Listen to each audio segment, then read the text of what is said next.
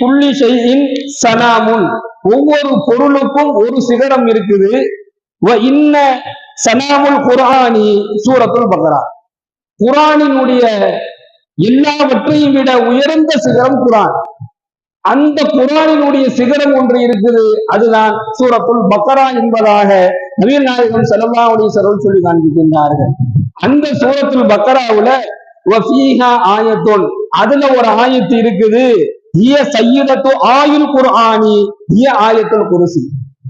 அந்த சூரத்துல் பக்ராவுல ஒரு ஆயத்து இருக்குது, அந்த ஆயத்து தான் அனைத்து ஆயத்துகளினுடைய தலைமையான ஆயத்தாக இருக்கிறது.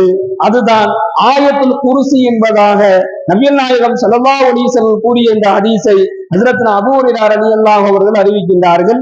திருமதியிலே இந்த ஹதீஸ் இடம்பெறும். சூரத்துல் பக்ரா இருக்குது, இதுதான் இந்த உலகத்திலேயே